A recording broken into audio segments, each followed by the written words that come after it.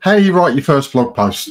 Hi everyone, really pleased that you're here. Kevin here from the Online Visibility Agency, and today we're going to talk about writing your first blog post. So you've made the decision that business blogging is for you. It's something you want to have a go at. You want to try and get those messages out there and build the authority on your website.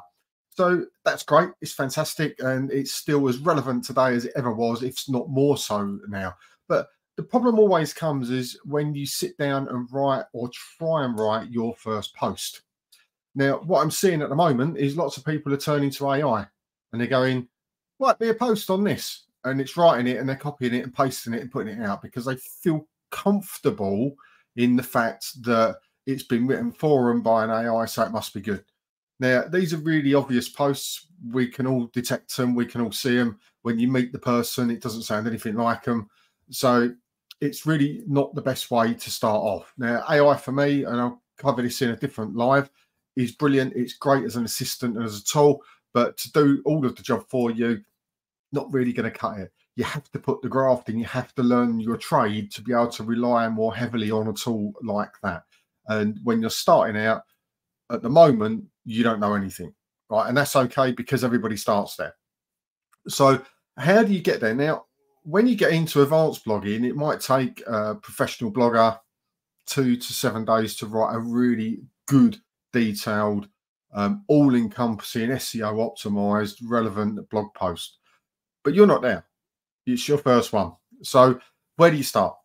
First one, out of the gate, let's start it real simple. Work your title out and just start writing. Now, remember, when you write, you're not writing it live. It's not being put out onto the internet and everybody can see it straight away. It's just you sitting there in a word processor, which is probably the best way to do it.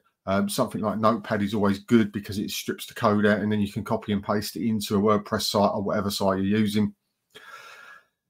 And you're just getting the words out. And when you start doing that, you'll start to feel it become quite natural. You'll feel a little bit awkward to begin with, and then you'll go back, you'll leave it, walk away for a while, come back to it and start.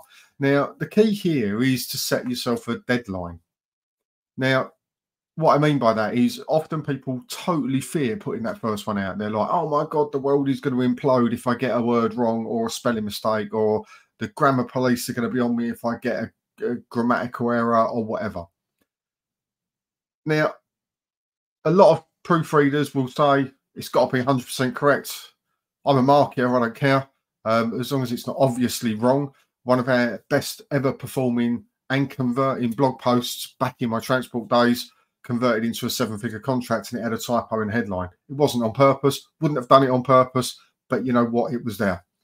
We're human, and this is how blogging and this type of marketing works. Now, if you're copywriting a website page, that's a bit different, or, you know, a brochure or a leaflet, they're different things. But we're talking about digital content here, and specifically blog posts and blog posts can, once published, be updated and should be. So the first thing is sort your headline out. Once you've got your headline, and keep it real easy for your first one, maybe do an introduction, something like that. Just write about something you're really, really familiar with.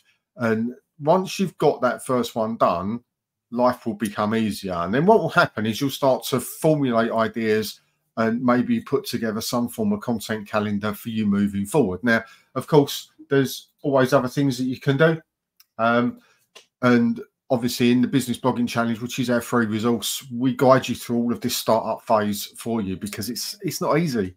And you want to know you're sort of doing it right without being told you're doing it right. And this free training, it just gets you through out of that difficult phase of not sure, not confident, not knowing what to do. We've got a beautiful community of people there to support as well. So we share stuff in there, and it's all for free. So if you are in that position and you're like, right, I'm going to do my first one, what do I do? My actual advice would be sign up to the businessbloggingchallenge.com, get the free information there to get you going. And then what will happen is you'll start to have that confidence that you're following a proven framework, where we've had hundreds of thousands of people go through this blogging challenge. And then you'll start to get into your flow of how to write your post.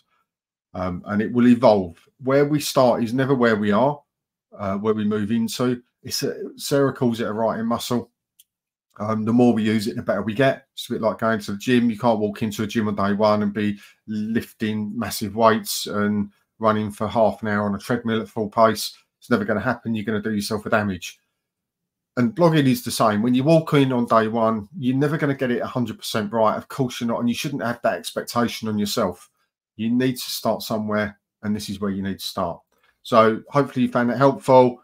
Let me know in the comments, and I'll see you on my next video.